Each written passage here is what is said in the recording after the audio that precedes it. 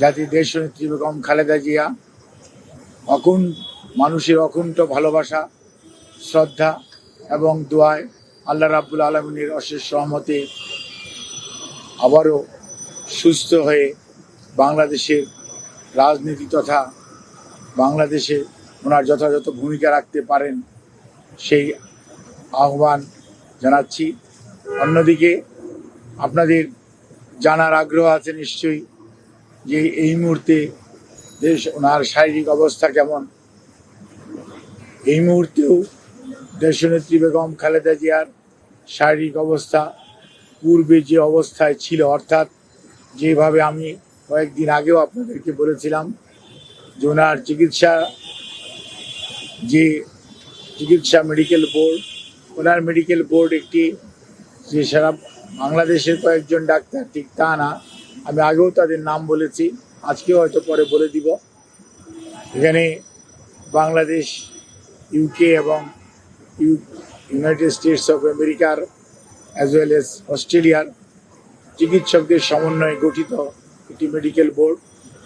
সেই বোর্ড প্রতিদিন সকালবেলা ওনার স্বাস্থ্য পরীক্ষা করেন এবং ওনারা এখানে আলোচনা করেন, কিন্তু যেহেতু টাইম ডিফারেন্স আছে সেই জন্যই প্রতিদিন আবার সন্ধ্যার পরে বিদেশিদের সাথেও আমাদের যৌথ এমডিটি মানে মেডিকেল মাল্টিডিসিপ্লিনারি যে মেডিকেল টিম সেটার মিটিং হয় এবং তারই পরিপ্রেক্ষিতে ওনার চিকিৎসা এখানে পরিচালিত হচ্ছে এবং উনি আলহামদুলিল্লাহ এখন পর্যন্ত চিকিৎসকদের পরামর্শ মোতাবেক যে চিকিৎসা ওনাকে দেওয়া হচ্ছে সেই চিকিৎসা উনি ঠিকমতো গ্রহণ করতে পারছেন এবং ওনার শারীরিক অবস্থা গত কয়েকদিন পূর্বেও যে অবস্থায় ছিল আলহামদুলিল্লাহ উনি সেটি মেনটেন করে যাচ্ছেন।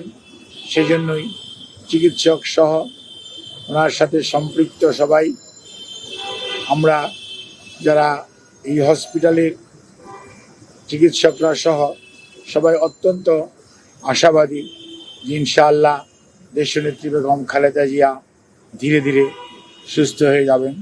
তারপরেও মনে রাখতে হবে ওনার যে অসুস্থতা এবং ওনার যে বয়সের চেয়ে বেশি ওনার যে অসুস্থতা এবং ওনাকে পরিকল্পিতভাবে যেরকম অসুস্থ অবস্থার মধ্যে বিগত সময়ে ঠেলে দেওয়া হয়েছে, চিকিৎসা যথাযথভাবে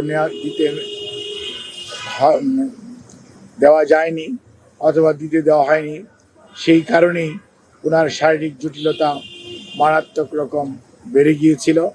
সেই জন্যই এবার উনি বেশ কঠিন সময় পার করছেন। কাজেই এই বিষয়ে আমি শুধু আপনাদের এইটুকু অবহিত করতে চাই, দলের ভারপ্রাপ্ত চেয়ারম্যান জনাব তারেক রহমান, ওনার সহধর্মিণী ডক্টর জুবাইদা রহমান সবসময়ই ওনার চিকিৎসার ব্যাপারে সার্বক্ষণিকভাবে তদারকি করছেন।